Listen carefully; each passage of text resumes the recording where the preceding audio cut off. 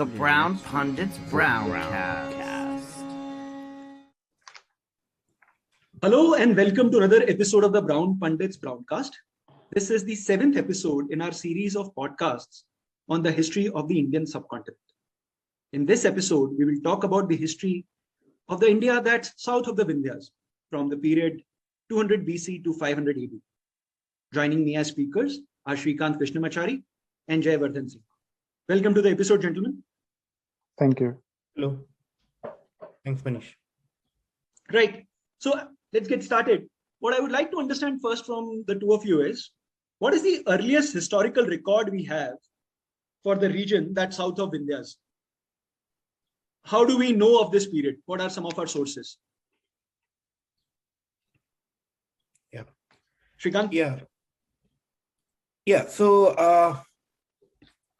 I think when we discuss the south of the Vindhyas, right? So there is very little that we know about the region from any literary source that is, say, older than, say, 1000 BCE, right?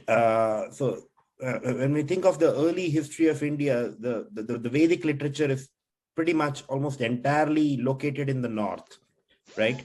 And there are many hypotheses that we can draw about the prehistory of the Deccan, but that, as I said, it clearly belongs to prehistory, right? It's not exactly historical because it's not recorded in the literature, right? I think the early references to the Deccan come from some of the later phases of Vedic literature, right? I can give you a few examples here. I mean, in a late Vedic text like, say, Aitareya Aranyaka, right? There is a reference to Cherapada, right? The text refers to the people of Cherapada as one of the three people who have kind of transgressed the Vedic injunctions, right? But again, is this a reference to a tribe, or is this actually referring to the geography that we associate with Cherapada today, which is Kerala? That can be debated, right? But clearly there is a mention to a southern tribe here.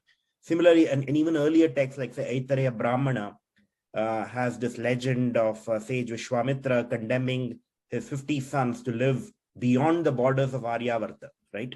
And he equates these sons with, I think, the views like, right? So there's a tendency to regard some of the early migrants to South India in somewhat pejoratively, right? And there are references to them in the early layers of Vedic literature.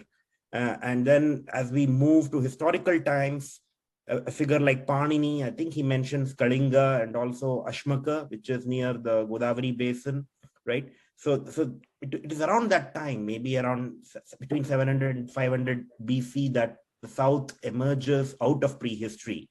And the earliest references to it are not in the southern literature, but in the literature of the north, right? Even if you take an early Buddhist text, I think it's one of the texts in the Pali canon, Sutta Nipata. It has a reference to a person, a Brahmin named Bavari, who's a native of Koshala, but he has moved all the way down south and settled a place near Godavari in the Ashmaka country, right? And he's a performer of Vedic rites. Later, I think he becomes a disciple of Buddha. So some of these early texts recall many northern adventurers, so to speak, who kind of ventured into the Deccan, right? And you see the same pattern emerging even in our epic, the great Ramayana, which talks of many ascetics who inhabit the Dandaka forest, right? So our earliest knowledge of the South emerges primarily from the northern sources.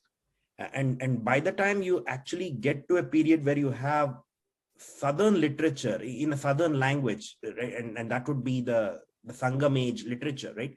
That is much later, right? So that would be typically placed in the first few centuries of the Common Era.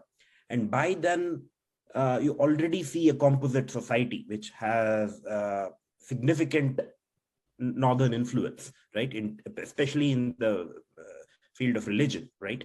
So it is hard to conceive of the South in completely independent terms pre-Aryanization, right? So our earliest memories of the South are from how the Northerners refer to it in their literature, and that clearly predates Sangam age by a long margin, right?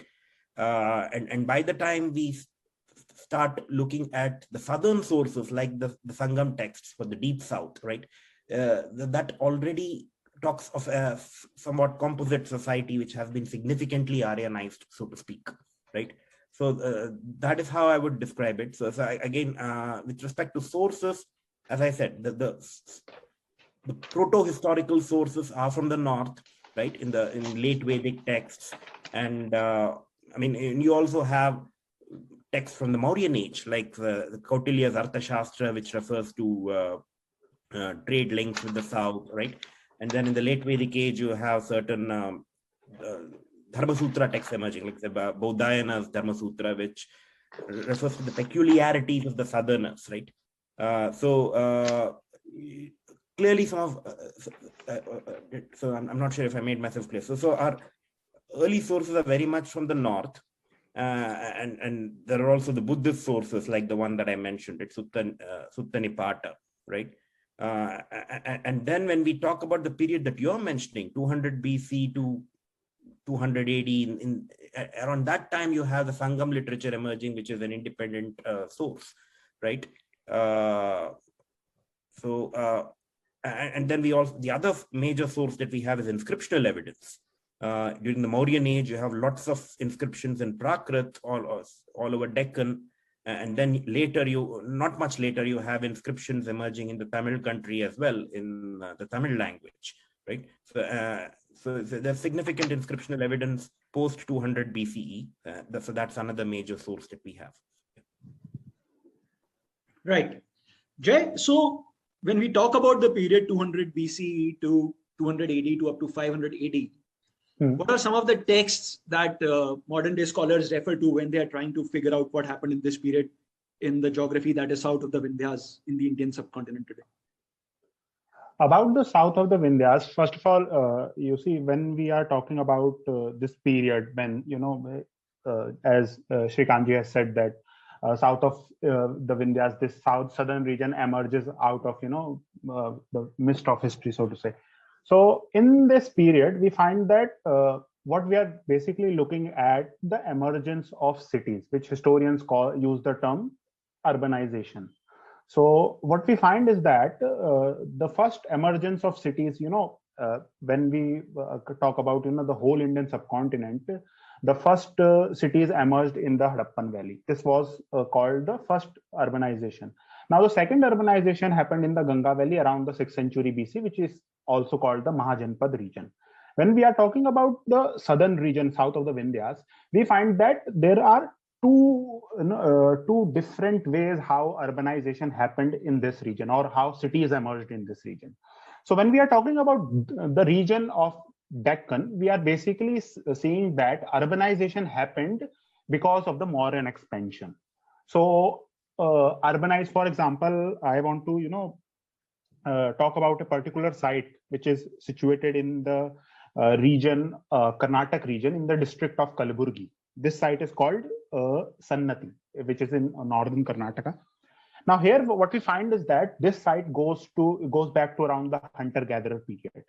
Now after this period, we have a layer where the culture which is present is iron megalithic culture. Now this culture, which is this iron megalithic culture, is spread throughout the south, and we find that here the peculiarity of this culture is that over the burials, we find that a type of structure is being constructed. Now this structure basically involves two rocks are placed over each other. So this is called megalith. So here what we find is that this site Sannati has this culture. Now this culture knew iron. So there were iron objects found from this culture.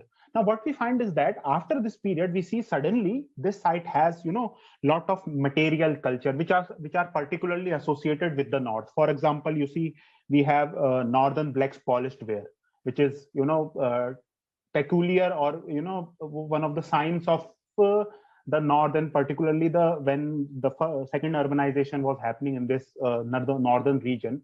So this was the pottery which was, quite conspicuous in this region. So this pottery also, also is found in this site. Then we find that the Mauryans, the Mauryans, because of they were expanding in this region, they had made some sort of fortification of this site, and we have a moat. And then although the bricks were not made of permanent stone, these were mud wall bricks. But what is interesting is that we have a mound which is called Ran Mandal. So according to some scholars, this was the place where some type of battle which happened with the chief of this region. Now this region was, there was no sort of a state. There were local chiefs. So for Mauryans, the expansion which they did in this region was quite easy. So this was the first type of urbanization which happened because of Mauryan expansion. Now, in the deep south, particularly in the region which, as Shrikanth has talked about, the Sangam literature, which the Sangam literature talks about the region of Tamilakam. So we are talking about the region from Tirupati Hills down south up to the tip of the Indian Peninsula. So in this region, urbanization mainly happened through trade. And we will talk about this when later. So this, I think I have mentioned this broad. About the sources which you have mentioned, sorry, I forgot that. As Shrikanth has said that in Arthashastra, we find that the Deep South has been mentioned quite often, and particularly the country of the Pandyas. Now this is mentioned in Arthashastra in relation with pearls or conch cells, which are being exported from this region to other parts of the country. Interestingly, the Greeks also mentioned this, the Pandya country. Yeah. For example, Megasthenes talks about the Pandya country, and there is this, he provides explanation about the Pandya origin of the Pandyas. He says that Heracles had a daughter called Pandyai, I think that was her name. So she gave her pearls as a jewelry for her to wear, and for her sons he gave the tip of the southern Indian peninsula to rule. So this is how Megasthenes explains the origin of the Pandyas. So you can see that by the 3rd century or by the 4th or 3rd century BC, the extreme south or the deep south is also very much present in the psyche of the northerners. Interestingly, we also find that the punch marked coins, which are one of the examples of whole northern India, which is found in all of the northern India, we find that these coins are also found in southern region. And interestingly, whether we are talking about coins from the north, extreme north, for example, Kashmir, or whether we are talking about the coins which are found in the region of Madurai, both of them have the same ratio, and the different standards are same. So this shows that even during the start of the Mauryan period, the connection between these two regions had been very strong. So I will stop there. Right. So what we are saying is, we know of this era and of this geography primarily through references in the Vedic literature, references in Buddhist texts, Mauryan era records, inscriptions that we found in archaeological sites in this area, and through Sangam literature. Would that be the right summary, gentlemen? Yeah, I think we covered quite a lot there. So the stray references in late Vedic texts that I referred to, that's from a much earlier time. So that talks about the understanding of the South that the Northerners had maybe pre-500 BCE or around that time, right? But the Mauryan era literature, like Arthashastra that Jay referred to, that's from a much later time. There you're talking about 200 BCE or thereabouts, right? So by then, of course, you had much stronger trade links with the South. And in this context, I would like to mention something that Kautilya says in the Arthashastra. So he talks about a disagreement that he has with his own teacher. Now, his teacher holds the view that the path to the north, the path to the Himalayas is more valuable in terms of trade, right? Particularly with respect to elephant trade, ivory trade. But then Kautilya disagrees with him and says that the path to the south, the Dakshinapatha, so to speak, is more valuable. It may not be as rich in terms of wool, etc. But there are other trade items, other items for trade, which like, for instance, pearls, and there are a few spices, etc., which you find in the southern route, right? So this is an interesting example of how during the late Mauryan period, you already had a school emerging that the southern trade routes are more valuable in some respects than the northern trade routes, right? And it's interesting that Kautilya disagrees with his own teacher on this particular point, suggesting a change in climate, so to speak, in the way northerners view the south. Yeah. Right. Fascinating. So then primarily it's the Mauryan era records, the Buddhist texts, the inscriptions we found down south, and the Sangam literature. These four would be the real sources of information for this period. Right. Now, I would say Sangam literature comes later, right? Right. Very, very few scholars would date any part of the Sangam literature pre-Common Era. So the convention is to date it, say, in the first two to 4 centuries of the Common Era, right? Right. So when we talk about the Mauryan period, I wouldn't place Sangam period, Sangam texts to be contemporaneous with the Mauryan era texts. No, we are not saying they're contemporaneous. What we are saying is if we have to know about the period starting from 200 BC to about 500 AD, then these are the sources we would refer to. Right. Right. So the Mauryan Empire is over. Ashoka's no more. What does the political map of the south of Vindhyas looks like? What does it look like? Jay, would you like to go ahead? Go ahead. Okay, so after the decline of the Mauryas, you see in the Magadhan region, we have the Shunga ruling, the Shungas ruling this region. Interestingly, from the Shunga records, it appears that the city of Vidisha was, under the control of the Shungas. And we have from Malvika Agnimitram of Kalidas, we are told that Prince Agnimitra, who was the son of Pushyamitra Shunga, was the governor of this region. And we find that, even during this time, in the Western Deccan region, so we are talking about the region of Nasik. Here, another dynasty is emerging. Now, these are the Satavahanas. About the Satavahanas, now they are in the Puranas. They are described as Andhra Bhrityas, meaning servants of the Andhras. Now, because of this, there is this some scholars have this view that the original home of the Satavahanas was the Andhra region. But what we find when we look at the archaeological sources is that when we are the early coins of the Satavahanas appear in the this region of Nasik, and by the time of their third ruler, whose name was Satakarni first, we see that the city of Vidarbha, the city of Vidisha had come under their control.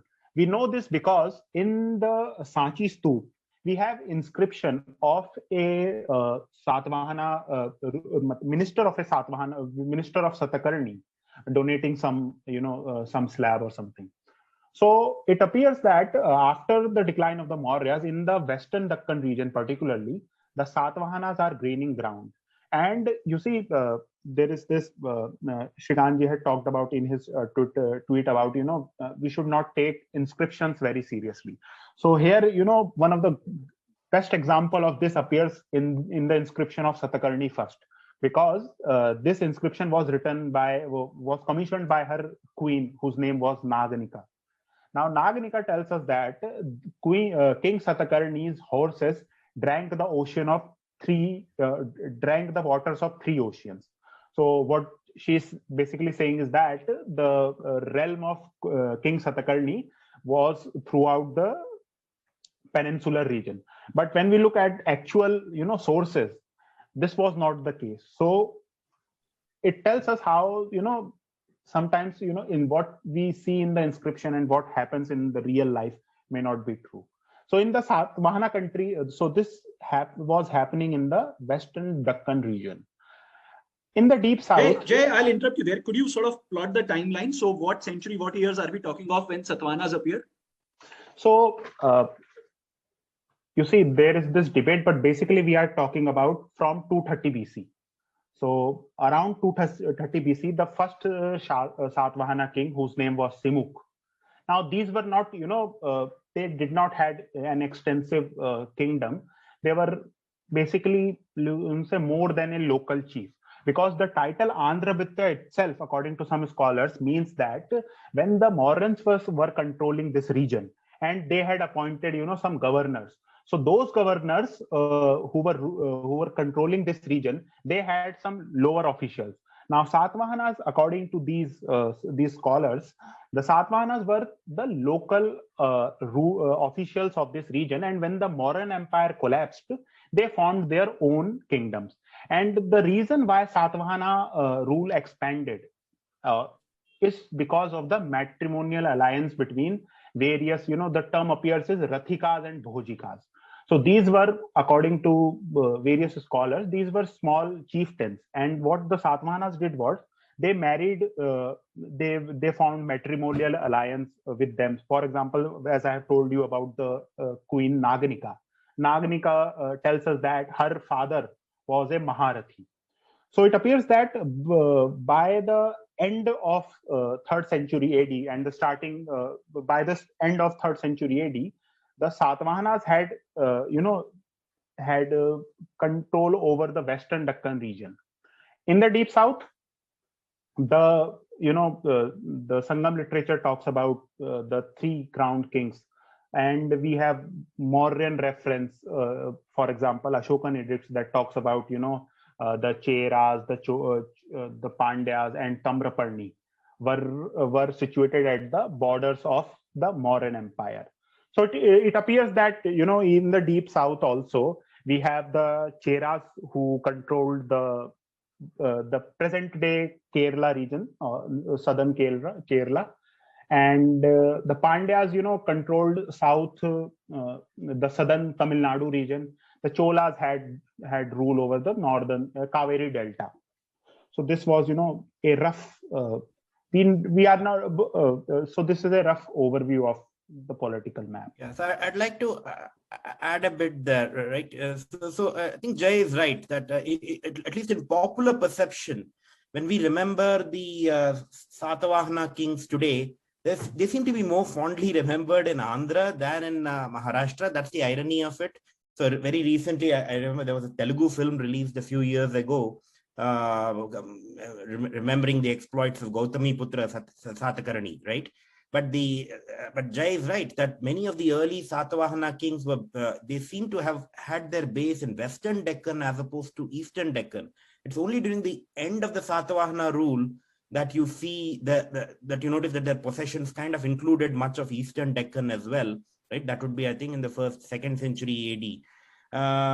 And to elaborate more on that, Satavahana rule, it appears to have lasted a long time, for about nearly 300 to 400 years, but there appears to have been a period in between, especially in the 1st century AD, after the reign of Hala, right? When Satavahana rule kind of declined because of the invasions from the west, right? The Shaka invasions, right? And it's only during the latter part of 1st century AD that there was a re-emergence of Satavahana power when Gautami Putra Satakarni, one of the most prominent Satavahana rulers, is hailed for defeating the Shakas, right? Particularly Nahapana, right? And he's, I think, hailed in one of the inscriptions as the destroyer of Shakas as well as Yavanas, right? I'm not sure how accurate are these inscriptions, but it seems like Satavahana rule power kind of declined in 1st century CE before re-emerging strongly in 2nd century CE, right? And then continuing on the with respect to the political map, right? Jay mentioned the deep south. So from the Sangam literature, you learn about the three crowned kings, right? So when we talk of the political map of the Tamil region, right? So we need to talk in terms of the Vendors and the Velirs, right? The Vendors are the three crowned kings, right? So you have the Cholas, Cheras, and Pandyas, right? So the Pandyas appear to have had their base in southern Tamil Nadu, in the Madurai region. The Cheras, though popularly we associate Cheras with Kerala, it appears like their base was more in western Tamil Nadu, right, in the Karur region, right? And then you had the Cholas who had their base in Urayur near the modern Tanjore, right? And their influence kind of extended all the way up to the Bay of Bengal, right? So one of their major trading posts was the town of Kaviripattinam, which in those days I think was called Puhar. So that's where their base was. And then you also had the Velir kings. They were not exactly kings; they were more of chieftains who ruled many parts of that of Tamil Nadu, right? So in the Dharmapuri region, Salem Dharmapuri region, you had Velir chieftains like say Adigaiman, Neduman Anji, right, who's commemorated in many Sangam poems. So these Velirs also appear to have controlled many parts of northern Tamil Nadu, right? So you have the Vendors in the and the Velis, right? So the Vendors are the crowned kings, and then you had Velir chieftains who likely had who are probably subordinate to the Vendor kings. So that's how I would describe the political map of Tamil Nadu during the Sangam age, the first few centuries of the Common Era, right? But at the same time, we cannot say that these Vendors originated in the Common Era, right? So I think their antecedents are very much pre-Common Era. Because even if you look at the inscription of Kharavela in Hathi Gumfa, right? He talks about a league of Tamil states. He doesn't. I don't think he mentions Cholas, Cheras, Pandyas, but I think his reference. But he talks about Tamira Confederacy, only that. Exactly, but it could well be the Vendors that he's referring to, right? And these Tamil states were apparently 113 years old at the time of Kharavela's inscription. Now, Kharavela's inscription is, I think, from the 2nd century BCE, right? So it's quite possible that these Tamil kingdoms have their origins in antiquity, right? But we learn about them from literary sources only in the Sangam period, which is the first few centuries of the Common Era. Right. Yeah, and just to complete the story with respect to the political map, right? What happens after the decline of the Satavahanas is that you have different powers emerging in different parts of the south. So you have you have a kingdom called the Chutus. I'm not sure if I'm pronouncing them right in the southern Karnataka region. You have the Gangas also in southern Karnataka. You have the Ikshwakus in Andhra, right? So, and you have the Vakatakas in Upper Deccan and then the Abhiras in Northwest Deccan, right? So we are looking at a very fragmented political map around 3rd century CE in Upper Deccan, right? After the decline of Satavahana rule. And then we also have kingdoms like the Vishnukundins who emerge in Andhra, I think after the Ikshwakus in 4th, early 5th century CE, right? But in Tamil Nadu, we see something interesting happening post 3rd century CE. For all of a sudden, all the three Vendors, right, Cholas, Cheras, Pandyas, they have a sudden decline around the end of the 3rd century CE. And then you have a mysterious power from, I think, with their origins in southern Karnataka called the Kalabras, who kind of take over much of the Vendor territory, right? And these Kalabras appear to have been followers of Shramana religions, right? So between 3rd and 5th century CE, so between the Vendor period and the rise of Pallavas, there appears to be an interregnum of sorts, which lasted about a century or 2 centuries in the Tamil country, when the Kalabras, known in Tamil sources as Kalappiral, if I'm not wrong, they seem to have been dominant in much of the Tamil country, though their origins were likely in the west, right, in Karnataka. Okay. Right. Jay, you were saying something? Yes. I will add to what Shrikanth has just said. First of all, when we talk about these three crowned kings, we shouldn't assume that they were, kingdom in a proper sense, because there's this scholar, Professor Champa Lakshmi from JNU. She had worked on the three Vendas, and what she argues is that when we look at the, how they are described even in the Sangam literature, we find that firstly because when we are talking about a kingdom, so first of all we are talking about a kingdom should have a extensive tax collecting mechanism. So this was not there in the three crown kings. And the fact that this also can be seen from the fact that the Velis and the Vendas, the kind of relation between them was not a sort of say how a typical king and a minor chieftains would have. Another important point is that when even the economy of this region was not primarily based on agriculture. There was some regions, particularly the river valleys, for example the river valleys of Kaveri, etc., where agriculture took place. But apart from this, there was not extensive agricultural agricultural spread. Then we also see that the one of the requirements of having a strong having a kingdom of in a proper sense would mean you have to have a monetary system. So monetary system is also not present. Whatever coins we have found, they also all appear in the coastal region, because the trade was happening in this region. So it is from this region we only find coins. And also when we are talking about monumental structures, these were also not present. So what she is basically arguing is that we should understand the three Vendars or even the Velis as some sort of a they were in a transitional phase from a tribal entity to a fully formed kingdom. So they were not tribal, and also they were not fully in a kingdom, a kingdom, so to say. For example, when we are talking about the Pallavas, who appeared in the 5th, 6th century BC, 5th, 6th century AD. So this, I think, should be kept in mind. And another point about the Kalabras. So about the Kalabras, Shrikanth is right that there is this intervenom when we don't know what is going on this in the Tamilikam region.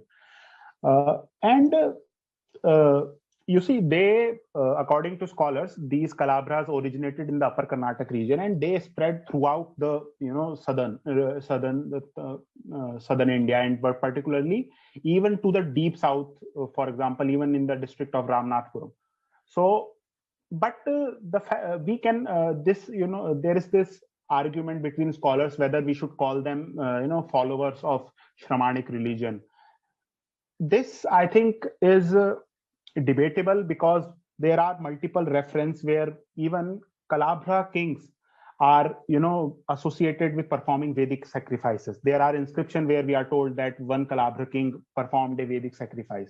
And then historians have there are some historians who have tried to show that this was some sort of a revolt between the peasants and the non-peasant class. So sometimes you will find terms like Kalabra revolt, which is not necessarily the case, because the information about the Kalabras is very little. So just wanted to add that. Yeah, just one thing that I would like to add with respect to the description of the Vendars, right? I might slightly disagree there in positioning them as a society which is still kind of tribal, right? Because at least from the literary evidence that we have in Sangam literature, it suggests a very sophisticated society with extensive trade links and where the elites lived in considerable luxury, right? Let me give you a few examples. So the port town of Kaveri Pattinam, which is called Puhar, right? It's described in great detail in one of the Sangam texts, Pattinam Palai, right? And that text describes the port in great detail. It says that the city of Puhar, Pampum Puhar, has great mansions, it has many apartments, right? So there is a very grand description of the port town. And then in one of the other poems, in the Pattupattu collection, right? One of the poems is, I think, based in the Pandya country. It describes the apartments in the palace, the Pandyan palace of the Pandyan king Nedunjayan, right? And it suggests that many of the artifacts, many of the equipments that you see in the palace, they were manufactured by Yavanas, right? So the bedroom has ivory steeds, right? So the walls and the pillars were constructed by Yavanas, right? Again, we can always question the authenticity of the literary evidence, but it does suggest a fairly sophisticated society, right, with considerable surplus, right? And with respect to coins, yeah, I think Jay is right that we don't really see very rich numismatic evidence in the deep south, unlike in the Kushana North, as an example, right? But we do see a lot of Roman coins, right? So it seems like the Romans were trading with these Tamil ports through coins as opposed to barter. And you see a lot of Roman coins all across Tamil Nadu, right? And I think it starts around the turn of the Common Era and it continues till about 3rd century CE. So particularly during the reigns of Augustus, Tiberius, Nero, you see a lot of Roman coins, right? And classical sources like Periplus of the Erythraean Sea, it's, I think, written in Koine Greek. It's an anonymous book. It's a log book, basically, with details of the ports visited by the ships, etc. It talks of the various trading ports in southern India, right? I think Urayur, the Chola capital, is mentioned as a major center of cotton trade. Then there have other centers like Muziris, which is, I think, a Chera port on the Malabar coast, and then you have Arikamedu near Pondicherry, right? So how are they trading with these ports? Very likely through currency, right, as opposed to barter. So I'm not sure if it was a barter economy. Having said that, you don't see vendors issuing their own coins. At least I'm not aware of any vendor coins, right? So yeah, Jay is probably right that again these were not necessarily strong centralized states, right, with the central bank, so to speak, right? Having said that, I wouldn't necessarily characterize them as tribal societies. Yeah. Sure. No, this helps. Now, just to pull us a little back, the urban legend has us, and in the popular imagination, Ashoka ruled the whole subcontinent, all the way from Kashmir to Kanyakumari. And there is also, in popular imagination, that both Chandragupta and Ashok retired in what is now Karnataka. What do we know about these popular notions? What can we say about them? Both the spread of the Mauryan Empire at the time of Ashoka and the last days of both Chandragupta Maurya and Ashoka, which were plausibly in what is now Karnataka. Yeah, so I think the Mauryan Empire definitely extended all the way down south, with the possible exception of the deep south, right? Even the Sangam literature has a lot of references to the Mauryans. I think one of the Sangam texts, Adhananuru, has a lot of references to the kings of the north. First, it mentions the Nanda kings, interestingly, though that seems a bit anachronistic because the Nanda kings are not really contemporaneous with the composition of this Sangam age text, but it also discusses the Mauryans. I think it's the poet Mammulanar who talks about both the Nanda kings as well as the Mauryans, right? So clearly the southerners, even in the deep south, were aware of the Mauryans.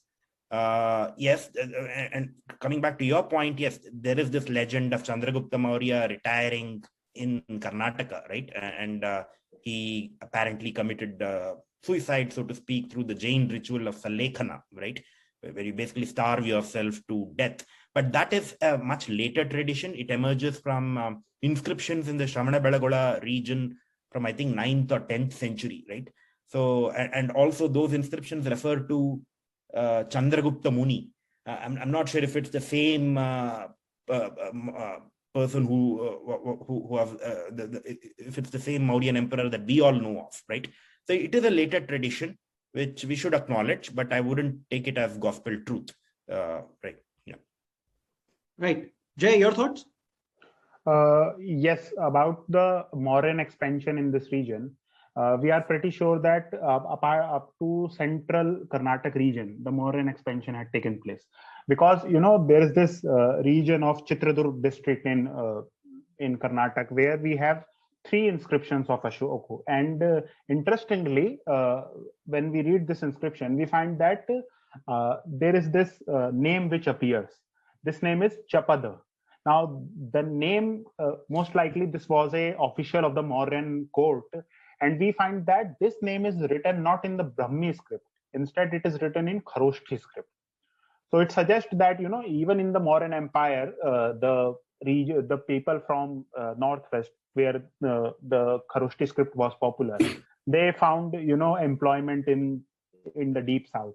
And interestingly, in this region, we find that the governor of this whole region was a person who is described as Aryaputra.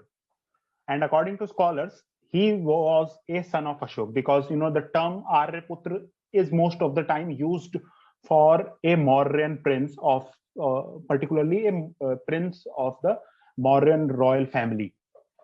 So it suggests that the fact that even in the deep south, Ashoka had, had employed a governor who had, direct relations with her, suggests that this region was important for the Mauryans. And we have also talked about earlier about the, this Sannati site where there is this whole mound which is called Ranmandal. So it is quite true that the Mauryans were expanding in this region, as Shrikanth had said about the reference in the Sangam literature. So in the Sangam literature, Mambularnar, if I'm pronouncing the name right, he talks about the Mauryan chariots breaking mountains as a as some sort of a symbol of Mauryan expansion. So Mauryan expansion is taking place in this region. About the story of Bhadrabahu and Chandragupta Maurya, the oldest inscription is, I think, around 650 AD, and this is from the Shravan Belgola region, as Shrikanth has said. So this is what I want to add. Yeah. While we are on, just one thing. While we are on Mauryans, one thing that I would definitely like to mention is the advent of writing down south, which happens primarily because of the Mauryan contact, right? So the earliest inscriptions in the south are kind of contemporaneous with the earliest inscriptions in northern India, right? And this takes the form of the Ashokan edicts in places like Chitradurga that Jay mentioned, and also near Kurnool in Andhra Pradesh, right? So this is very much Ashokan Brahmi with some modifications. It doesn't seem to be the same Brahmi script used in the north. So it seems like even at that early stage, the southern script had kind of deviated a little bit from the north. And then within a couple of centuries, you see the Tamil Brahmi script emerging, right? In several isolated inscriptions. I think there's the inscription in Jambai and in Tirukkoilur in northeast Tamil Nadu. There's the Pugalur inscription. I think those inscriptions around 1st century CE are in Tamil Brahmi. And there's also the Bhattiprolu inscription, which is kind of similar to the Tamil Brahmi. So, but all of these scripts are not by any means independent of the northern script. They've all descended from Brahmi, right? So at least in terms of the script, we can be pretty certain that that it is because of the Mauryan contact that writing first emerges in the south, right? Yeah. So what's the language? What's the language of the court of the Satavahanas? What language are we talking of? That's the most popular language or the most widely used language in this period in the area that's south of Indus? When we talk of Satahavahanas, right, they appear to have patronized Maharashtri Prakrit, right, the variant of Prakrit kind of prevalent in Western Deccan. One of their rulers, Hala, from early 1st century CE, wrote this very famous work called Satahavahanas. I think I'm pronouncing it. I hope I'm pronouncing it right. And that's a great epic work. I think it's a poem. It's not exactly an epic. It's more of a poem, right? And that is written, I think, in Maharashtri Prakrit.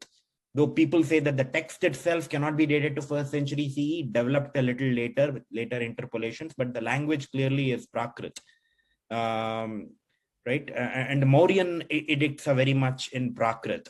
And which is interesting that when Ashoka did those edicts in southern India, right, in the Mysore region, the language he chose was Prakrit. He didn't write his edicts in the local language. So that seems to suggest that there were enough northerners settled in that region, right, in the Mysore region, who could follow those edicts. Because why would you do an edict in a language which nobody understands, right? So obviously Prakrit had some penetration among the elites of that region, even at that early date, right? Yeah. And of course, when we talk of the Vendars in the Tamil country, obviously the language was Old Tamil, right? Yeah. Jay, your thoughts? About the Satavahanas, yes, Shrikanth is right, and particularly about Hal. He wrote the text Gatha Saptasati, or Saptasati as it's called sometimes. So this was a collection of erotic poems. So there are around 700 poems that's why it's called Saptasati. So, and about the Mauryan inscription, and particularly why they are in the south, they are in the Prakrit language. I will slightly disagree, because when we read the edict, the edicts were meant to be, recited by a particular Mauryan official. So, and that is why we see that Mauryan Ashok is pretty clear on this, that a officer should, this edict should be recited on this and this date. And that is why we find that even when we are talking about edict placement, most of the edicts, when we are looking at the southern region, most of these edicts, according to scholars, were placed in areas where there were earlier, religious gatherings around these areas. So the reason for Ashok was that a Mauryan official should recite these edicts, and accordingly he should so according to his own view, he should portray or propagate the message of the king. Interestingly, about the deep south and about the inscription which earlier we had talked about, the inscription which are found in deep south, which are in Tamil Brahmi. Now, most of these inscriptions are very short, and these inscriptions are most of the time found in the Pandya country. So the reason why that is the case, according to some scholars, is because most of the trade, particularly sea trade, was happening through the Pandya country. So most of these inscriptions were found in this region. And Shrikanth is right that in the Tamil region, we had Tamil, which with slight, with different dialects. So there was not, a uniform dialect throughout the region, but there were, variations. Yeah, on this note, right, while we are talking about the inscriptions in the Tamil country, I'd like to talk about how some of these inscriptions help validate some of the legends in the epic poetry, in the Sangam poetry, right? Because people can often say that, hey, so you have these poems, so they have so many legends. Should we even believe in these legends, right? Why should we take them seriously at all, right? They could just be later traditions, right? And that's something which can be a charge that can be leveled against any kind of literature, right? I'd like to take one example here. I think it is in the Sangam text of Puranannuru that the female poetess Avvaiyar, she praises her patron, the Velir king Neduman Anji, in glowing terms, right? And I think there's another Sangam poem which is lost now, which apparently spoke about how this same Velir king, Neduman Anji, was defeated by the Chera kings, right? I forget the name of the Chera king, right? So clearly this belongs to legend. It's how do we validate this? Did this indeed happen? Did this king Neduman Anji exist?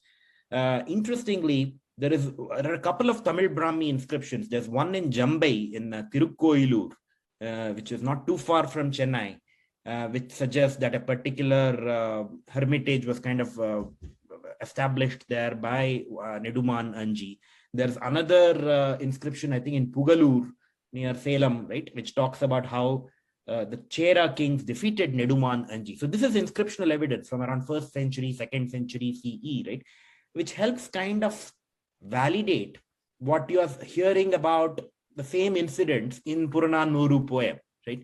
I find this very fascinating because if had it not been for those inscriptions and the decipherment of those inscriptions in 20th century, you would have absolutely, there's no way that you would regard these Sangamira legends, right, in historical light. So they ceased to be myth and they appear to have some kind of a historical core to them, because of the discovery of these isolated inscriptions. They may be very brief. We're talking about one-liner, two-liner inscriptions here. But interestingly, these inscriptions help validate some of the literary legends. Right? Great stuff. Great stuff. So now we are looking at a time, at an era when we already have the Vedic religion has made an appearance in the subcontinent. The Buddhist religion has made an appearance in the subcontinent. The Jainism's made an appearance in the subcontinent. So what's the interplay of these various religions and these various religious groups and schools?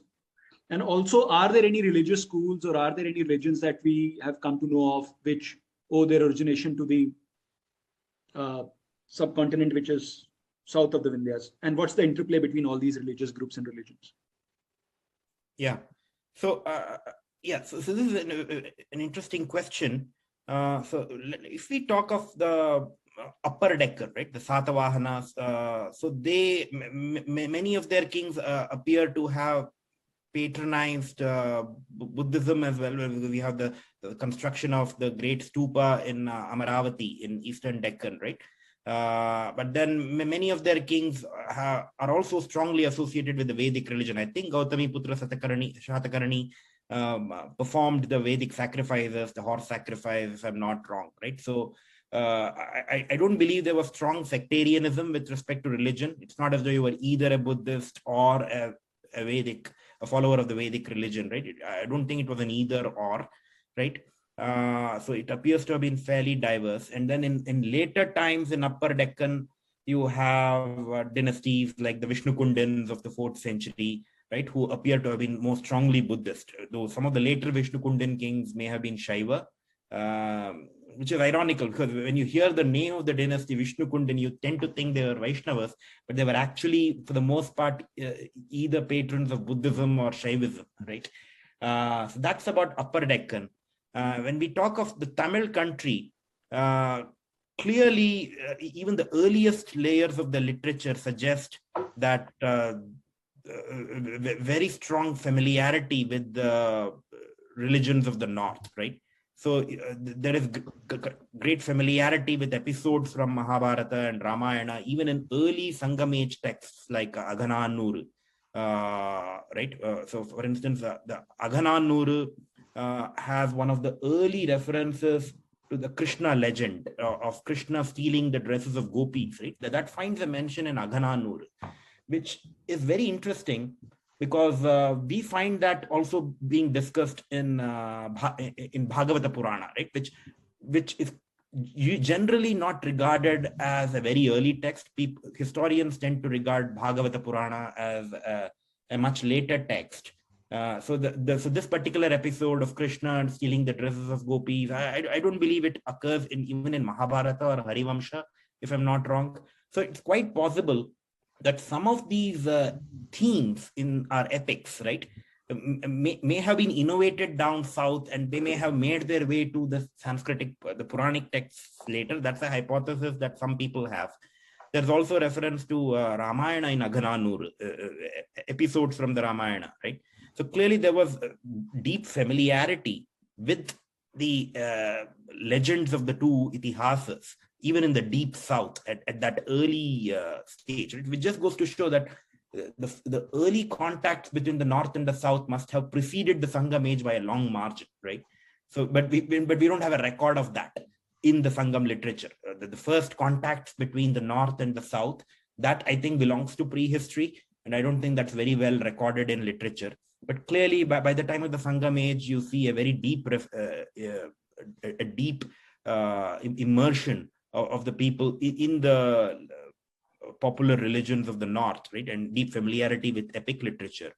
And even with respect to the Brahminical religion, right, in the Sangam text of Purananuru, the 166th poem in Purananuru acknowledges the scholarship of a great Brahmin called Vinnattayan in Chola country, who has mastered the 4 Vedas. So clearly this is an interesting example of a Vedic scholar residing in the Chola country as early as 2nd century CE. That's where most scholars place the Purananuru poems, right? It just goes to show that the Vedic religion had penetrated the deep south. Of course, it had regional characteristics, right? So you had the cult of Murugan, which had emerged, right, who was later associated with the northern deity of Skanda or Kartikeya, right? I think Murugan is celebrated in one of the Sangam poems, right? And then the poem of the Chera country, Pattirupattal, it begins with an invocation of Tirumal. Tirumal is basically the Tamil name for Vishnu, right? And it's interesting that even today, we associate the Chera country more with Vaishnavism, right? So it's interesting that this particular Sangam poem, which is kind of dedicated to the Chera monarchs, it begins with a homage to Tirumal. And I think there are other Sangam poems which begin with a homage to Shiva. I don't recall. So clearly, the northern regions had penetrated the deep south. And of course, they had southern characteristics, right? Yeah. Right. Jay, your thoughts? About the Satavahanas and the religion which they supported. So as Shrikanth has said that, there was not a strict sectarian division, because we find that Satakarni first, his queen talks about that he performed 2 Ashwamedh sacrifice, 1 Rajasuya sacrifice.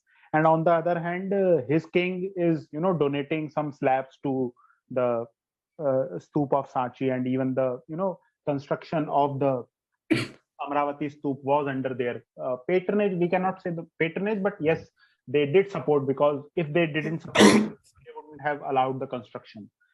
About the deep south, there is this debate between historians about whether the culture or religious landscape of the south was completely dominated by the Aryan elements from the north, or was there a amalgamation between the two? So earlier, famously, Professor Nilakanta Sastri, he argues that there was this amalgamation between the Tamil elements and the elements from the north. But there is this article by M.G.S. Narayanan where he tries to show, by analyzing a particular poem of Sangam literature, that most of the culture of Tamil region of the Sangam period, which we are talking about, was influenced, completely by the northern elements. So he writes, and I quote, that there appears to be no trace of another indigenous culture other than that which may be designated as tribal or primitive. What is known as Tamil culture, with all its rich and complex pattern, is the product of later post-Sangam evolution. It is a regional variation of Indian culture which came into existence as the result of the spread of civilization into a new region. The people were there, and their own language or dialect, but all significant ideas regarding social organization and ideology present in Sangam works were brought from outside. So he takes a rather, sharp, line, but I personally believe that, amalgamation with the Tamil element was fairly little. Maybe not, the view of MGS Narayanan, but very close to it. So that's that. What do we know about the Jain influence? These large Jain religious sites in Karnataka. About Jain influence, we have already talked about, the Shravan Belgola and the whole episode. So it is fairly certain that, around the 4th to 6th century AD, the Jain influence was present. In the Deep South, when we are talking about the Deep South, it is fairly certain that because of the trade link between, the Western India and Eastern India from, we are talking about, the port of Tamralipti in Bengal and, the Gujarat ports from Gujarat. So what we find is that in the Deep South, it is fairly certain that the influx of Jain and Buddhist element was through this trade route. Because what we find is that when we are talking about early inscriptions that are found in the Pandya country, most of these inscriptions are found in caves. And these inscriptions tell us that these are dedicated to, for example, some Jain monks or some Buddhist monks. And also we can say that, the expansion of the Mauryas into this region also helped the spread of Buddhism particularly. Because we have not really talked about Sri Lanka, but it appears that, the first Aryan presence in the Sri Lanka and first historical city, the Simhala dynasty, from which the Simhala language, which is borrows its name. According to, there are multiple theories, but one of the primary theories is that these Simhala rulers, came from the northwest, particularly lower Indus, and they settled in northern Sri Lanka. So that's right. Yeah. So talking of Jainism and Buddhism in the south, right? So soon after the Sangam age, so I think it is during the early Kalabra period that you see the composition of the two major epics set in the Tamil region, right? It's probably in the late Sangam age or in the early Kalabra period, right? So you have the Silappadigaram and Manimekalai, right? And both these epics, I mean, of course, there are strong Hindu elements as well in both of the epics, but I think the popular perception, I think the common perception among scholars is that Silappadigaram has a significant Jain influence, and the author of Silappadigaram, Ilango Adigal, who was of Chera lineage, he might have been a Jain. And there's a similar supposition that the author of the next epic, the sequel to Silappadigaram, Manimektalai, right? I think the author's name is Shatanar, Shittilai Shatanar. He was probably a Buddhist author, right? So during that Kalabra period, you see the increasing popularity of Jainism and Buddhism, at least among the elites, right? I don't know how popular it was among the masses. And both Silappadigaram and Manimekalai have that stamp on them, right? So having said that, these are not necessarily sectarian Jain or Buddhist works, right? Silappadigaram is an interesting epic.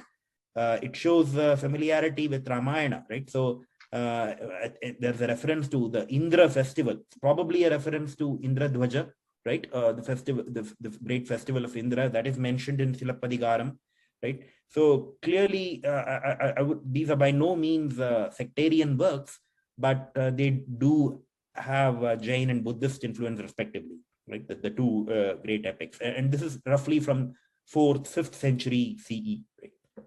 Just wanted to add one point that, we also see that these three crown kings, particularly we have reference of Chola monarchs, they are reference where we are told that Chola monarchs fed the warring armies of Mahabharata, the two sides before the battle.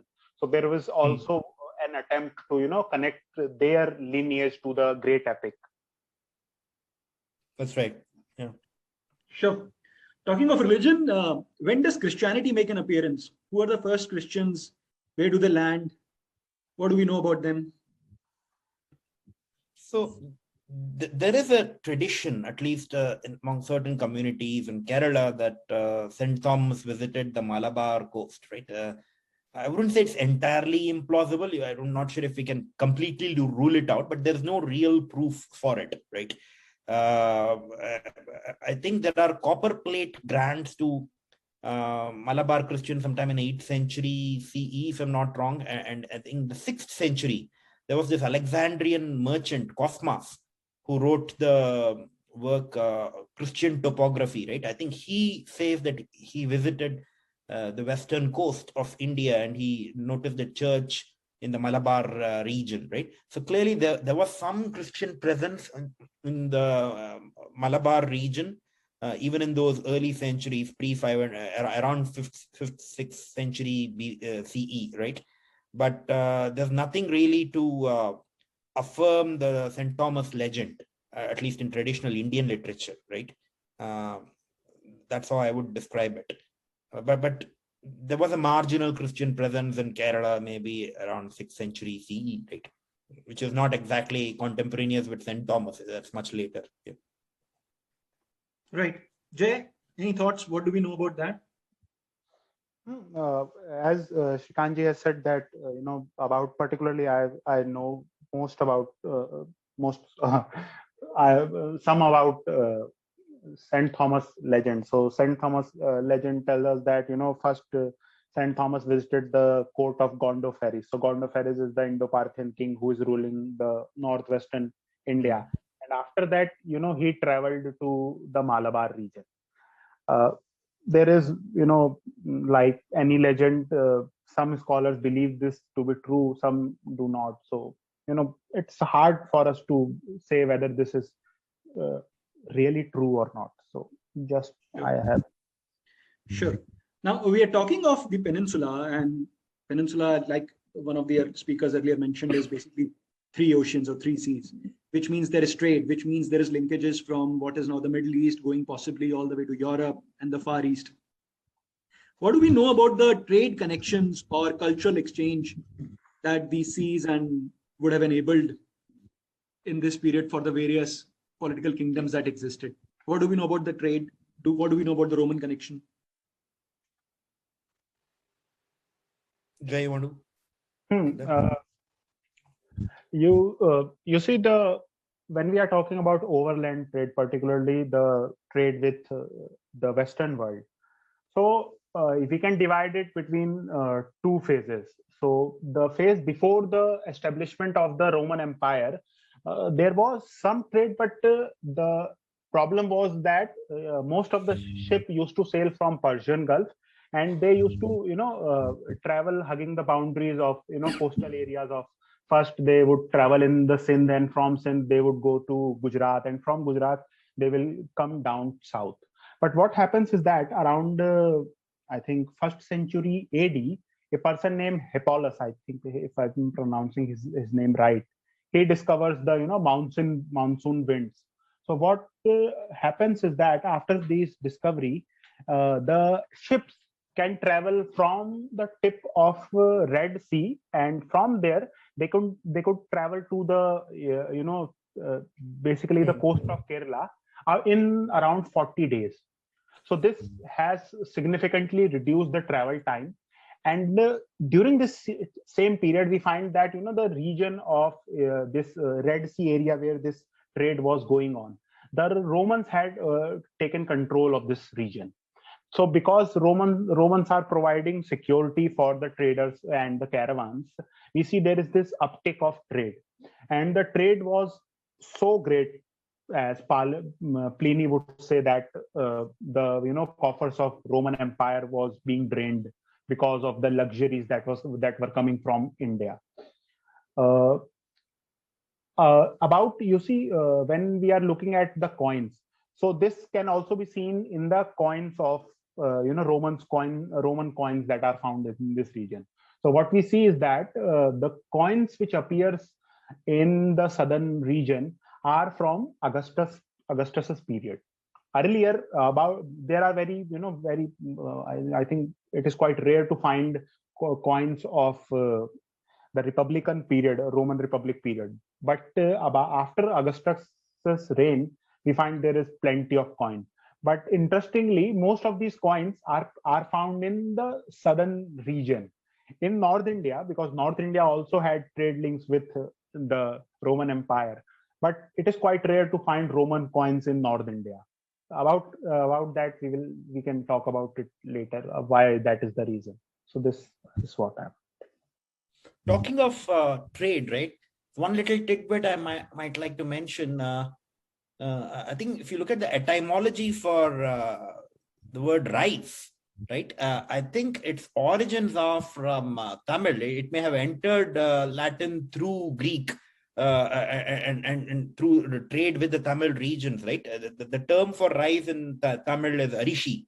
And I think rice owes its origins to the Tamil arishi, right? I may be wrong. I mean, of course, etymology is a dicey area, right? We can have endless debates on this, but I think it's a scholarly consensus that the term rice originates from arishi in Tamil. Yeah. Right. So, which are the major ports? What do we know about them? Which were the major trading posts in the peninsula? Jay? I think there was one major port in Malabar called I think it's called in classical sources as Muziris. I don't think people have been able to locate it today, right? In terms of which town it corresponds to today. It's somewhere on the Malabar coast, I think, right? And then the major port on the eastern coast is, of course, Kaveri Pattinam, right? Which I think is referred to as Puhar, Pum Puhar in Sangam literature, right? In fact, there is one whole poem which is kind of dedicated to describing the city of Kaveri Pattinam, right? That's a major port. And we also have a port near Pondicherry, Arikkamedu, right? I think these are some of the ports that kind of stand out. And I think even the inland city of Urayur, the Chola capital, is mentioned in classical sources. I think it is mentioned as a great center of cotton trade. Right, Urayur is very close to where Srirangam is today, right? It's not far from that. Yeah. Right. just wanted to add, Shrikanth had talked about, the deep south. When we are looking at Upper Deccan, there were three main ports. So the first was the port of Bharukach. In Sanskrit literature, it is called Bharukach. But in Greek text, this is called Brigaza or Broch. No, the Broch is the modern name. So this was the port of Bharukach, and then there was the port of Kalyan, which is a suburb of Mumbai, as I have talked in the earlier podcast.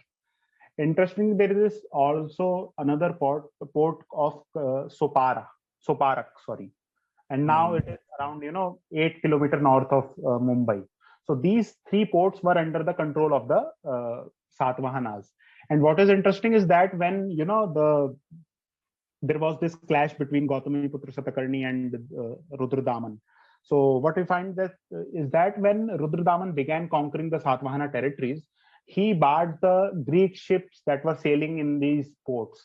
So we are told, according to one, I think this text which Shrikanth had referred, Pericles of the Aetherian Sea. So this text tells us that the ships were now being taken to another port. So that means, in order to collect the revenue from this trade, the Western Kshatraps had diverted that trade. So you can, we can tell us how prosperous this trade was. Right. Yeah. Do we know anything about a possible Chinese influence on the East Coast, or any trade linkages or any cultural exchange with what would be present day Indonesia, Malaysia, the Far East? Or are we in the dark when it comes to that? No, there were connections, but most of these connections, happened from the Bengal region, particularly the port of Tamralipti was an important center. Because it was a natural, provider. The modern city is the city of Tamluk. So it provided, and it was quite an old port because, Kautilya talks about, and even up to the period of later Mauryans, it continued to be an important port. So most of the influence happened from this region. I'm not sure whether the deep south or ports from this eastern region had some influence, because basically we can say this because the kind of economy or kind of state that is needed to fund large trade caravans or large trade ships to move in long to have a long trade was not simply present in the deep south. Whereas in the north you have large kingdoms, and there were rich merchant guilds that can fund your long distance trade, whereas in the deep south that was not the case. I have one question here. The port of Tamralipti that you mentioned in Bengal, correct? Would Yes. that be contemporaneous with this period, or would it be a little later? I'm not too sure. I'm not well read on this. No, the port of Tamluk or Tamralipti, it continued to be an important port up to even the Gupta records talk about this port. Right. So Okay. it had continuous occupation or importance in the. And in the modern geography, where would you place this port, Jay? I think it is somewhere close in the Western Bengal state, and somewhere close to Kolkata, if I'm not wrong. Right. Okay. The modern district is Tamluk. We can search from. Right. Now, talking of trade, so what was the economy like of the peninsula? Agrarian primarily again, or was there a substantial contribution made by trade? What was the economy like of the Satavahanas and the other kingdoms?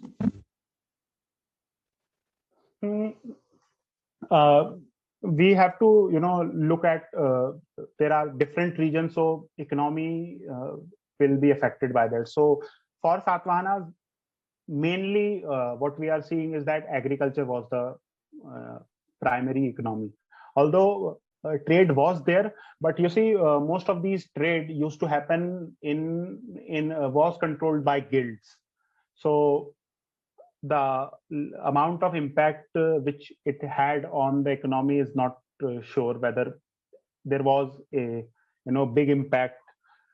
About the deep south, the Sangam literature talks about 5 types of ecological zones which are called tenai. So about when we are looking at these tenai, there are the agriculture is only restricted to a tenai called Marudam. So Marudam are the river valleys where rice cultivation is used to take place, and also the coastal area which is called Neidal. So in these tenais, we have some type of agriculture. But apart from that, we can say that apart from coastal regions and important cities in the deep south, most of these economies were still pastoral. We are talking strictly about the deep south, not about the upper Deccan. Right. Shrikanth, your thoughts? I don't have much to add. Yeah, I think we've discussed the economy, right? In this call, and we also discussed what Arthashastra has to say in this regard, right? So it's clear that I think that with respect to trade linkages, the South becomes somewhat more important relative to the past, right? As we move towards the common era, right? And that's kind of evident from what Kautilya says in Arthashastra as well, right? Yeah. One thing which I will add is that when we are looking at the products which are being exported in the deep south, most of these exports were these are luxury goods, particularly when we are pearls and conch shells. So there was not much manufacturing or some type of artisan work that was going on. So in that sense, we can also assume that what kind of economy this region had, because most of these trades were happening in pearls which are already there was no need to have an extensive manufacturing or some type of industry. So this.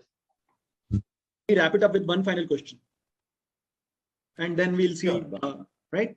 I think you had a question on the legacy, right, of the age. So one of the legacies of this era is the Sangam literature. What do we know about that? What are its origins? Who are some of the prominent authors? Shrikanth, if you could tell us about that. Sure. So when we talk of Sangam literature, right, one thing to keep in mind is that much of this literature was actually rediscovered in the 19th century, right? So it's not exactly a continuing tradition which everyone was aware of. It's, of course, there was a memory of the Sangam conferences, which is a partly legend, right? It comes from later traditions, but the texts themselves were not available to everyone, right? Till the 19th century. It was kind of lost somewhere in the second millennium. And it was because of the efforts of three scholars. Two of them were Jaffna based in Ceylon, Arumukha Navalar and Damodaram Pillai, and then U.V. Swaminathan Iyer in India, that we were able to recover many of the manuscripts and republish much of this literature, right?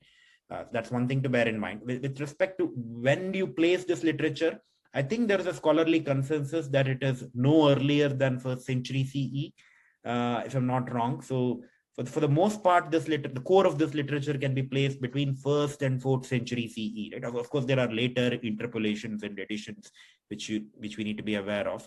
So the core Sangam literature comprises of 18 texts, 8 of which are kind of anthologies of poems from about 400 plus poets. This collection of 8 anthologies is referred to as Ettutogai, right?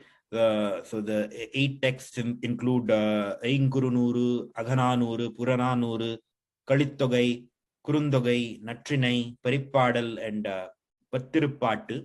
Right. So some of these texts are kind of poems with a more of a personal dimension, right, dealing with things like romantic love, etc. But then there are other poems which are more political, and they deal with the happenings of the age, right, with the fortunes of the different Velir and Vendar kings, right. For instance, Purananuru clearly discusses the fortunes of the different chiefs and kings, right. But you wouldn't say the same about, say, a collection like, say, Kurundogai, right? Many of the things that we learn about the interactions with northern India, with Mauryan Empire, etc., that comes from the Aghananuru collection, right? So this is a brief note with respect to the Ettutogai collection. And then you have the Pattu collection, which is a collection of 10 great long poems, right? So you have the 10 poems and then the 8 anthologies of poetry, right?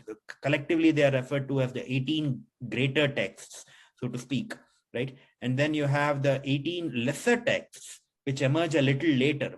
By lesser, I don't necessarily mean they are inferior. It's just that they are of a later origin, right? So they are typically placed in the 4th, 5th century CE, right? And this includes a work like, say, Tirukkural, which is a great classic. It's the work of Thiruvalluvar, and it's one of the early Indian works on ethics, right? Tirukkural is typically dated around 500 CE, and it appears to be heavily influenced by the northern works, the Dharma Sutra and Dharma Shastra works, right? Because it clearly focuses on the 3 Purusharthas, Dharma, Artha, and Kama. They are referred to as Aram, Porul, and Inbam in Tamil, right? So Tirukkural is a fascinating text, and it has aged pretty well. It's still very widely read, both in Tamil and in translation, right? So that's a brief note on the core Sangam literature. And then you also have the 2 Tamil epics, Silappadigaram and Manimekkalai, which we have already referred to in this call. They emerged a little later, around 4th, 5th century CE, or maybe even later than that, right? So that's a rough note on the literature of this period. And then you also have the great Tamil grammar work, Tolkappiyam, which I think belongs to the early Sangam period. It is based on the Sanskrit grammar school of the Aindra school of Sanskrit grammar, right? It appears to be based on a northern model. And I think it's the work of a person named Tolkappiyar, about whom we know very little. And there is also a later legend that the work of Tolkappiyam was based on an even earlier grammatical work by called Agatyam, which is traditionally attributed to sage Agastya, right? Sage Agastya, as we all know, is an interesting figure. He appears in much of northern literature. We have Agastya even in Rigveda, and then the Agastya legend of sage Agastya moving to the south. It's remembered in Mahabharata and other northern texts. But interestingly enough, Agastya is also remembered in southern literature, right? In many of the Sangam texts, the poets recall the migration of Agastya along with a lot of Velirs from the north, right? It's interesting that Agastya is regarded as one of the major founders of the Tamil language and the Tamil grammar. But interestingly, none of his own works survive, right? So we only know him through references in Sangam literature, right? And the grammar work that I referred to, Tolkappiyam, that's not a work of Agastya, that's a later work of probably one of his disciples, right? So Agastya is kind of a legendary figure, right? He has not emerged into history yet. We don't know much about the historical Agastya. So I hope that gives a quick summary of Sangam literature and the literature of the period in the deep south. Yeah. Right. Jay, your thoughts? Shrikanth has talked mostly about the Sangam period, and I think I cannot add very much to it. But I will add that, in the Tamil legends, particularly of the medieval period, we find that they tell us that there were 3 Sangams that were held. So most of the texts or poems that Shrikanth had talked about, this according to the medieval Tamil text, these were composed in the 3rd Sangam. So these texts tell us that the first Sangam was supposed to be held around, some 4,440 years ago. And it was held in the city of Old Madurai, which was also called South Madurai. So what happened was, now this city got submerged into the sea. Then there was the second Sangam. Now the first Sangam produced the grammar of Agatyam, which Shrikanth had talked about, of Agastya. And then the second Sangam happened in another city of the Pandyas. So first city was also of the Pandyas, and the second city of the Pandyas was called Kapatpuram. Interestingly, this town Kapatpuram is also mentioned in Mahabharata. So we are told that this second Sangam lasted around 3,700 years. And Tolkappiyam, according to the legend, is from this, although we know that it is from a later period. And this city of Kapatpuram was also submerged. And the third Sangam was held in the town of Uttar Madurai, which is the present Madurai. So this is how the Tamil legends of the medieval period remembered how the Sangam tradition. Yeah. So just to add to what Jay is mentioning, I think many of these legends come from a 7th century work. I think it's the work. The name of the work is Agappurul, right? I think that's the name of the work. It's composed by a person named Irai Nayar, if I'm not wrong. I'm very bad at Tamil. So this is, I think, a 7th century work. So it's a much later legend. Obviously, it is apocryphal. It is not authentic, right? So you can't vouch for the historicity of what's mentioned in these later works, right? The timelines do not make sense. But I think we can be fairly certain that the third Sangam probably did happen, right? And it seems like a lot of the poets, they knew each other and they seem to have operated in a milieu which is not removed from each other, right? It's quite possible that much of the core Sangam literature that I spoke about, it developed within a century or two, right? Not more than that, right? So that's a fair assumption. What is this Sangam happened that we are talking of? Was this an event like the way any religious event, any large communal event that we are talking of? Yeah, it's basically a meeting of poets, right? A conference of poets, so to speak, right? A literary gathering. The legend goes, yeah, go ahead. No, just wanted to add. Shrikanth, you were saying the legend goes? No, as I was saying, so the occurrence of these sangams, you learn about it from the later medieval work that I mentioned. I mean, it's not exactly medieval, it's from, I think, 7th century AD or so. It's not too late. But the occurrence of these sangams, there is no historical proof of it, right? Having what we have with us is the literature itself, right, which can clearly be placed in the first few centuries of the Common Era. Right. Great stuff. Now, just to wrap up the episode, what are some of the personalities and what is the legacy of this period to the subcontinent and the centuries that followed, not just on the Deccan, but the broader subcontinent? Who are Talking the of- people? Talking sure. of legacy, sorry? No, please go ahead. Yeah, talking of legacies, I think the biggest legacy is probably at least for in the deep south, it's the emergence of the Tamil language as a distinct literary medium, right? And this clearly happened in the first few centuries of the Common Era, right? And then you also have the emergence of writing in the south, right? So you have the use of Tamil Brahmi to write the Tamil language, right? Of course, not a lot of inscriptions survive, but it's evident that you had the advent of writing around this period, or probably a little before this period, right? So I think that has to be the biggest legacy. What I find particularly interesting about this whole period is that in Upper Deccan, by Upper Deccan, I'm referring to the Karnataka region or the Andhra region, right?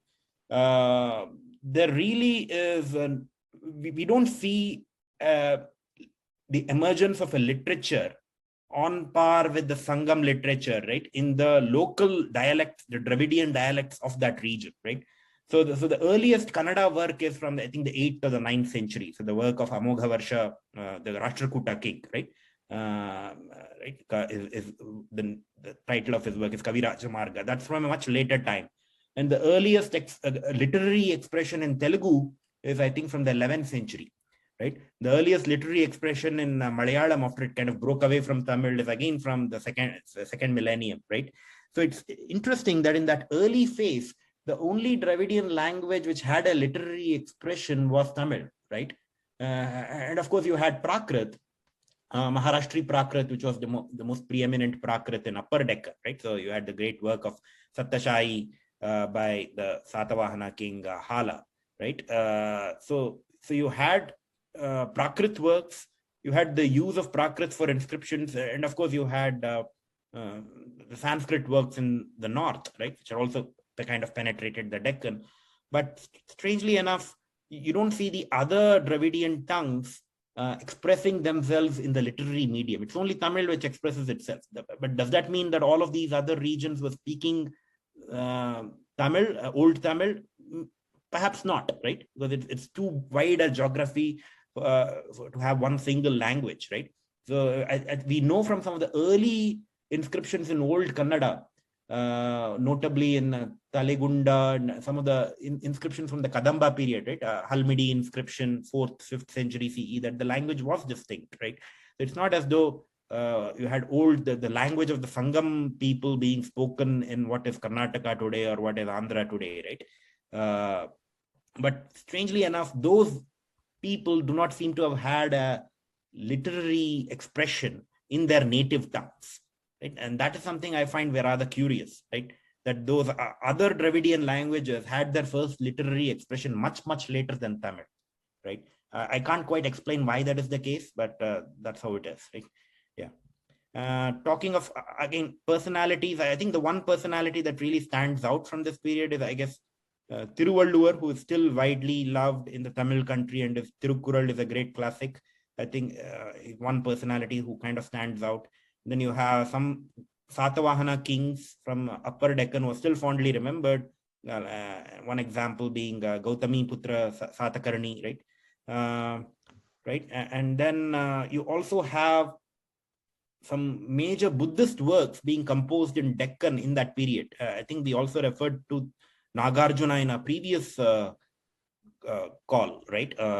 When we discuss North India. So Nagarjuna was likely native of the Deccan, and he was one of the early exponents of the Mahayana school, right? So it was a major Buddhist theorist, was probably patronized by the Satavahana dispensation, right? He may have lived, I think, around second or third century CE, if I'm not wrong, right? So that's, and with respect to the broader legacy, I think the Sangam literature has a very strong impression on the Tamil people, which is kind of ironical because much of this literature was lost for much of history, for much of recent history, and it was only kind of recovered in the last 2 centuries. But the literature itself is pretty popular in Tamil Nadu, right? Lots of people study it, and it has also penetrated popular media, right? So there are many Tamil films where the songs are based on Sangam lyrics, right? I think there was this Mani Ratnam film, Iruvar, where one of the songs was kind of borrowed or kind of inspired by by one of the Sangam age poems, right? I forget which poem it was, right? I think it is a poem from the Kurundugai collection, which is a part of the Ettutugai, right? So it's interesting that the Sangam literature continues to wield a strong influence on the Tamil people. So that's one major legacy I can think of. Yeah. Right. Jay, your final thoughts? Shrikanth had talked all about, and I think there is not much to add to this. But I will say that, this period for particularly Upper Deccan and even Deep South, this was the period, we can say, the formative period.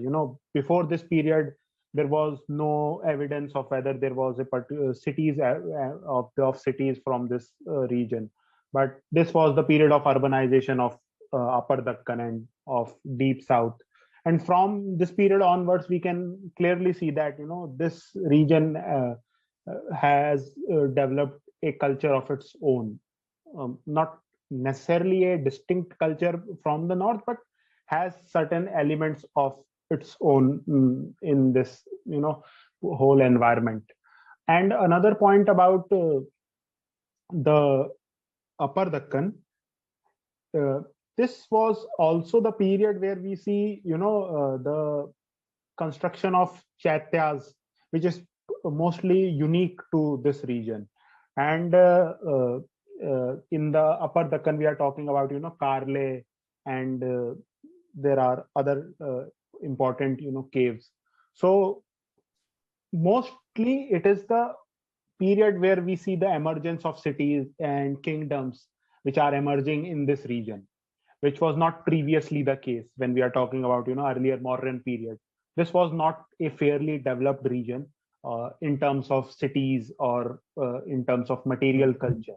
But with this period, we see the expansion of urbanization is happening, and with time we will see great kingdoms emerging from this region.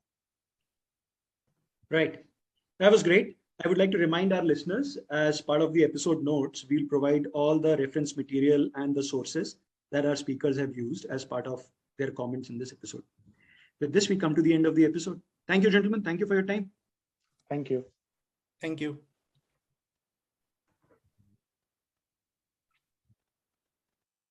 Hello.